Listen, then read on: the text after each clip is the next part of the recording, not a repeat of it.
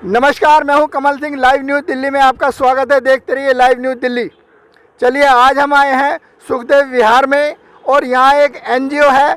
NGO आपके सामने है, जो कि आपके इतनी बड़ी एनजीओ है जो अपने वर्करों का शोषण ही नहीं बल्कि उनको घर से बेघर भी कर रही है। और जानकारी मांगने पर उनके क्या विचार हैं जानते हैं अंदर, और कुछ मजदूरों से बात करेंगे। क्या है खास? माता जी, क्या प्रॉब्लम है? मेरा नाम बीरबती है सर। सरकार मैंने 30 साल से यहाँ काम करो। मैंने मेरे पति ने 100 रुपया से लगी हुई, मुझे 100 रुपया मिलते थे।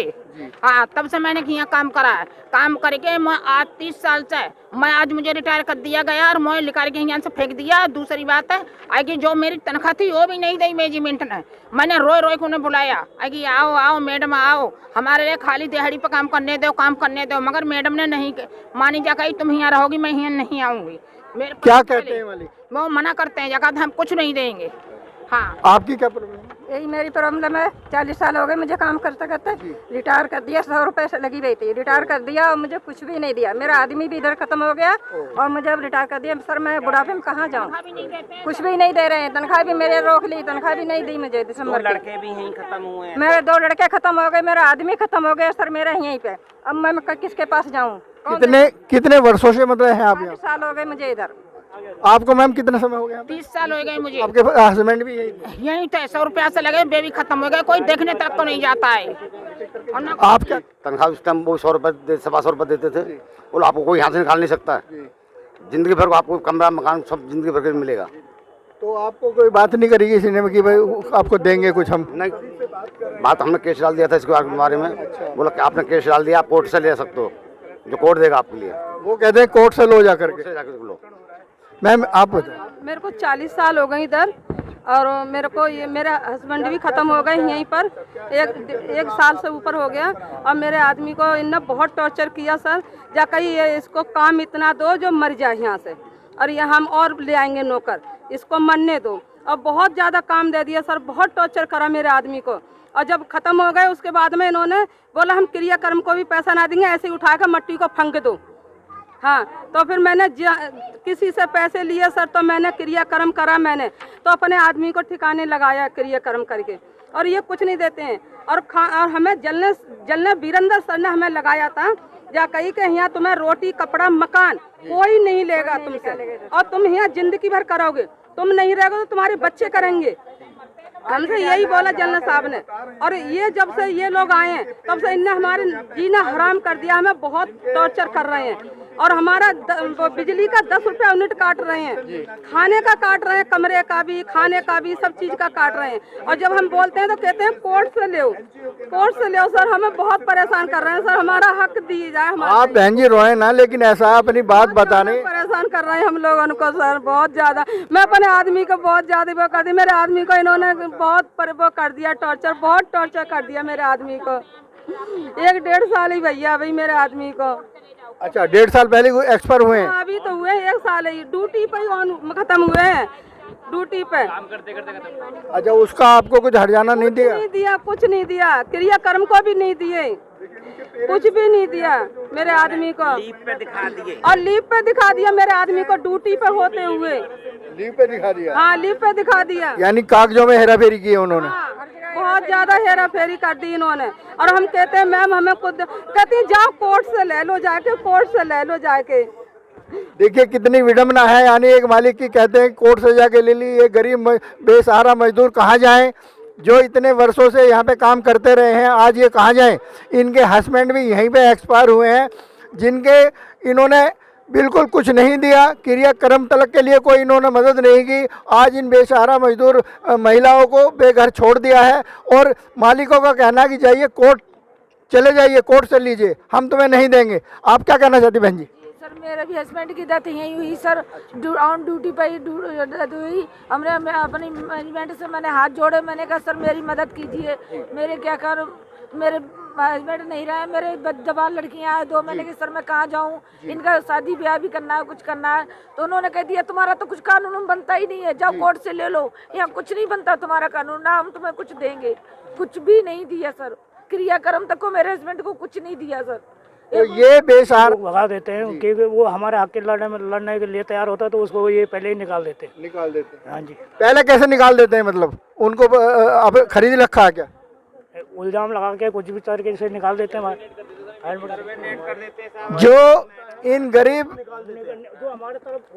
इन गरीब बेसहारा मजदूरों की आवाज़ उठाता है उसको यहाँ के मालिकान जो हैं यहाँ के, वो इनको एलिगेशन लगा के बाहर कर देते हैं। जो इनका कहना है कि इनके लिए कुछ भी आज नहीं है उनके लिए देने के लिए, और सिर्फ खाली मात्र बातें ही, और कहते हैं कि कोर्ट जाइए, आपकी बात कोर्ट में सुनेंगे, कोर्ट से आप लीजिए, हमारे पास आपका कुछ नहीं बनता, हमारे पास कोई रिकॉर्ड नहीं है। जबकि ये बेसहारा मजदूर और इतने वर्षों से बेचारी विधवा है और इनके जो मिलना चाहिए अच्छा वो नहीं मिला। हम इनसे जानना चाहेंगे और बताएंगे। बहन जी आप यानी कि मैं 30 साल से हूँ इधर। मैं काम करते करते मेरे पैर पूरे खराब हो गए और कुछ नहीं मिल रहा है यहाँ पर। अच्छा, आपके हस्बैंड भी यहीं थे? हाँ यहीं पर हैं, वो तो हैं। अच्छा, आपके हस्बैंड भी हस्बैंड कौन थे? अच्छा, आप बताएं कुछ, यहाँ कितने वर्षों से काम कर रहे हैं? मैं 1984 से लगे थे सर, हम 90 रुपये मिलते थे जब। 1984 में 90 रुपये मिलते थे, आज कितने मिल रहे हैं? आज 10,000 मिल रहे हैं सर। इतने कम में तो मजदूरों को बहुत ज़्यादा यानी मिलना चाहिए है, तो आपको क्यों नहीं मिलता? मतलब देते नहीं ना ज़्यादा। देखिए, जो मजदूरों का बहुत ज़्यादा हनन है, जो 90 रुपये की सैलरी से इस कंपनी में लगे हुए थे और आज मात्र इनको 10,000 रुपये की तनख्वाह पर, और वो भी समय पर नहीं दी जा रही है। क्या कारण है? ये हमारा दिल्ली सरकार का केंद्र में देखने वाली बात है, जो देखे। और हम बात करेंगे और दूसरे भाई जी आपसे बात करेंगे, आप भी बता दो। मैं 1992 में लगा हूँ। मेरे मकानी का मतलब ये है, उस टाइम हमारी तनख्वाह बहुत थी। आज हम रिटायर होते थे, हमें सरकारी रेट से आज तक जो मिलता है उस हिसाब से हमें रिटायर किया जाए, हमें वो तनख्वाह मैं दिया। आज आपकी उम्र कितनी है? मेरा हो गया 60, अब रिटायर होने वाला हूँ। रिटायर होने वाले हो, आपकी सैलरी कितनी है अभी? अभी ऐसे झूठ नहीं बोलना चाहिए, मेरा काट पीट के 15,000 मिलता है। काट पीट के 15,000 मिलता है 60 साल की उम्र में, तो ये कम नहीं है? ड्राइवर हूँ। नहीं, ड्राइवर हो, लेकिन ये आपको कम नहीं लगती आज? बहुत कम है, इसलिए तो सरकारी रेट से अब रिटायर होने का टाइम हुआ है। सरकारी रेट से जो पैसे मिलना चाहिए वो मिले और हमको रिटायर किया जाए। और सरकारी रेट अगर कितना है जो जितना कम मिल रहा है? 40 लाख रुपए भी मिल रहा है तो सरकारी रेट में। तो अभी रिटायर हुए हैं, 40 लाख भी मिल रहा है और 30 लाख भी मिल रहा है। और कौन रेट है वो तो इनको पता होगा, हमको इतना पता नहीं। मैंने 40 लाख लिया हुआ देखा है। ये गरीब मजदूर हैं जिनको पूरी बात मालूम भी नहीं है, क्यों जो ये काम कर रहे हैं आज रिटायर की जी आप बोलिए। जी, ये मेरे फादर हैं। इन्हें यहाँ पे 30 से 35 साल हो चुके हैं काम करते हुए, जो कि इनकी इन हैंड सैलरी 10,000 है। 15,000 शो करते हैं ऑन पेपर ये लोग, जिसमें 10 रुपये इलेक्ट्रिसिटी के हिसाब से पेमेंट कटी जाती है। फूड के बेसिस पे पैसे काटे जाते हैं कि एक जने खाना मिलता है उसके बेसिस पैसे काटे जाते हैं। रूम रेंट काटा जाता है, जो कि एक NGO है, जो कि एप्लीकेबल नहीं होना चाहिए था। और इसके बेसिस पे अगर इनको इन हैंड जो सैलरी है 9,000 या 10,000 के अराउंड इनको रिसीव होती है, जिसके बेसिस पे इनके जो वर्किंग आवर्स होते हैं कि वो वर्किंग आवर्स हैं इनके सुबह 9 बजे से लेके अगले दिन सुबह 9 बजे तक कहूँगा मैं। क्योंकि अगर इन्हें गेट से बाहर जाना तो परमिशन लेनी होती है। इन्हें अगर ये कहते हैं आपको रूम दिया गया है, तो इसका रीज़न ये है रूम देने का कि आप यहाँ पे 24 घंटे के लिए हो, आपको बाहर जाना है परमिशन ली जाएगी। हालांकि 5 डेज या 7 डेज वर्किंग होता है किसी कंपनी में, 6 डेज यहाँ वर्किंग है। एक 7 डेज ड्राइवरों की छुट्टी एक एडिशनल है, राइट। एक संडे की छुट्टी इन्हें मिलती है। संडे की छुट्टी में इन्हें बाहर जाना होता है। अगर मान मेरी सिस्टर है आउटसाइड रहती हैं, उनसे मिलने जाना तो पहले यहाँ परमिशन लेनी पड़ती है कि मुझे बाहर जाना, मैं बेटी से मिलने जाना है।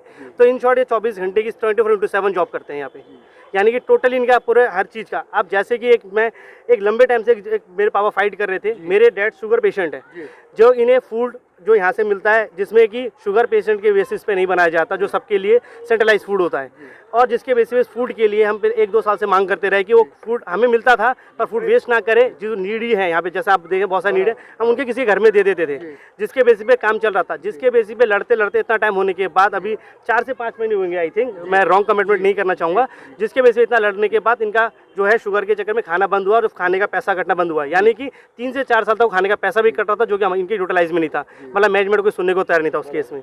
ये चीज़ इनके साथ यहाँ पे होती रही है। और जैसे कि अब मेरे बीच में मेरे दादा एक्सपायर हुए, दादी एक्सपायर हुई, जिसके वजह से छुट्टी पे गए।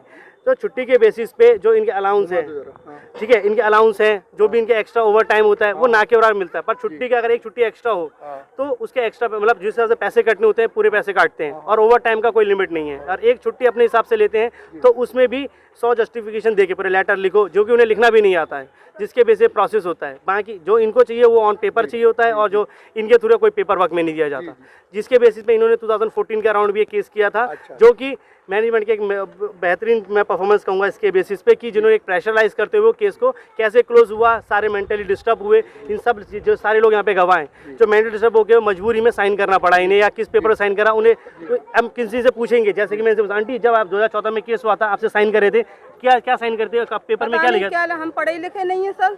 अच्छा, हमें बच्चों को क्यों नहीं दिखाया आपने? इन्हें ले जाने नहीं दिया अंदर बच्चों के लिए, हमने कि हम बच्चों ये को पढ़ा लेते हैं। ये सारी चीजें इनके अनपढ़ का। एक मेरी और बात सुनो सर, हमने अपने बच्चों को दुख मुसीबत से हमने पढ़ाया, तो हमारे बच्चों, हमने बच्चों से बोला बच्चों हम पर नहीं आता है कुछ तो आप खड़े हो जाओ, हमने पढ़ाई लिखाया, किस लिए पढ़ाई लिखाया? तो हमारे बच्चों ने वीडियो बनाना शुरू कर दी, तो इन्होंने केस डाल दिया हमारे बच्चों पे। हाँ, तो हमारे बच्चों को फंसा दिया इन्होंने। जे मीरा मैडम, परवा साहब, जन्नत साहब, इन्होंने हमारे बच्चों को ही फंसा दिया कोर्ट में। तो इन्होंने कई ये वीडियो बना रहे हैं, तो बताओ हम कहाँ जाएं सर? बताओ, हम गरीब लोग हम कहाँ जाएं? अच्छा, मैं एक बात और करना चाहूँगा, जैसे कि आपको इतनी प्रॉब्लम है तो आप इसकी शिकायत कहीं पे आप किसी यूनियन के पास गए हैं? जी बिल्कुल, बहुत सारे यूनियन के पास गए हैं हम, और हमारी एक FIR को दर्ज होने के लिए 8 से 9 महीने लग जाते हैं। एक FIR को दर्ज होने में हमारे 8 से 9 महीने लग जाते हैं। नहीं, आप देखिए कितनी बड़ी विडंबना है कि इतना बड़ी दिल्ली के अंदर राजधानी है, हमारी भारत की राजधानी दिल्ली के अंदर इतना बड़ा समूह है ये, और इतने गरीब मजदूर लोग बेसहारा बेघर हुए पड़े हैं, किसी ने इनकी सुध नहीं ली, और ये इतना भी पढ़ना लिखना नहीं जानते हैं। जो ये किसी यूनियन के पास जाते हैं तो मालिकान उनको अपने रसूख से लेकर के इनके खिलाफ हो जाता है, और पुलिस भी इनका साथ नहीं देती है। पुलिस में कई बार ये FIR कराने के लिए जाते हैं तो थाने से वापस कर दिया जाता है। वापस कर देते हैं, FIR नहीं करते वो लोग। उल्टे ये बोलते हैं तुम्हें अंदर डाल देंगे, तो ड्रामा हो गया रोज रोज फोन करने का, FIR करने का, यहाँ पे आने का। यहाँ के लोगों का मानना है कि अगर ये इसकी शिकायत पुलिस स्टेशन में जाते हैं, स्थानीय पुलिस स्टेशन में, तो इनको उल्टा धमका कर भगा दिया जाता है और कह दिया जाता है कि आपको उल्टा बंद कर दिया जाएगा। तो जानते हैं हमारे साथ और बुजुर्ग हैं साथ में। जी सर जी, हमारे ये ठंडी पड़ रही थी बहुत ज़्यादा, तो हमारा लड़का उधर पीछे जंगल है वहाँ से एक लकड़ी ले आया था जली हुई। इन्होंने सर उस पे भी हमारे लड़कों पे केस कर रखा है, इन्होंने ये मैनेजमेंट ने पूरा केस बना के साहब थाने ऊने में कर रखा है, और इन्होंने पता नहीं क्या क्या उल्टा सीधा करते हैं। हम लोग जाते हैं तो वहाँ पुलिस में कोई नहीं सुनता है, और ये खूब मोटी मोटी रकम भरते हैं सर, उनको दे देते हैं, पर हम लोगों की बिल्कुल भी हमदर्दी नहीं करते हैं ये लोग। और आज हम तो भारत सरकार से साहब अपनी दुआ लगा रहे हैं वो हमारी सुन ले और इसको सरकारी वो कर ले। तो अब ये यहाँ पे काम करते हैं, और ये कमाई नहीं है कि मजबूरी में सही कहीं लगे। बेटी की शादी की परमिशन ली थी सर, बड़ी मुश्किल से बेटी। देखिए, मजदूरों का शोषण बहुत बड़ा है कि यहाँ किसी भी यानी अपने कोई बच्चे की शादी ब्याह के लिए भी किसी प्रकार की कोई सुविधा नहीं, किसी छुट्टी तक की बात नहीं करते। अगर ये इस प्रकार से कोई छुट्टी मांगते हैं, परमिशन मांगते हैं, तो मालिकान इनको यानी कि किसी भी तरह की सहूलियत नहीं देता है। चलिए हम बात करते हैं, और हमारे साथ में हैं बात करते हैं। और जी, मेरा नाम विजय है। विजय कहाँ रहते हैं? मैं सर रहता हूँ बाहर अभी। इस कंपनी से आपका क्या मतलब है?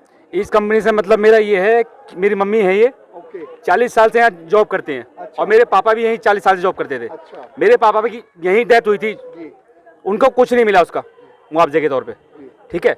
और मैं शादी के 2 महीने बाद मेरे को बाहर कर दिया यहाँ से। अच्छा। कि बाहर रहोगे। इनका रूम रेंट करता है, सब कुछ करता है, लेकिन इनके घर में इनके बच्चे नहीं रह सकते। क्यों?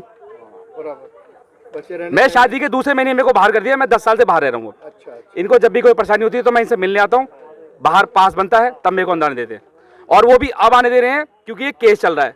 अदरवाइज वो पहले आने भी नहीं दे रहे थे, पहले आने भी नहीं देते थे। देखिए, गरीब मजदूरों की बात है, सरकार को इस तरफ ध्यान देना चाहिए कि ऐसे ऐसे समूह भी दिल्ली की राजधानी के अंदर चल रहे हैं जो गरीब मजदूरों का शोषण कर रहे हैं, और उनका पूरा अपना अधिकार ना दे करके उनके साथ अपनी मनचाही करते हैं।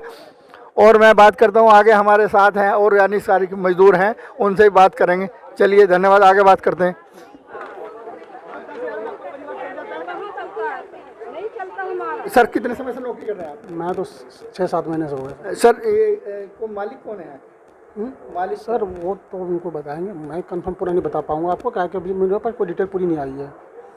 देखिए कितनी विडम्बना है, कर्मचारी कितने डरे हुए हैं, कर्मचारी कितने डरे हुए हैं, अपने मालिक का नाम तलक नहीं बता पा रहे हैं इनको। और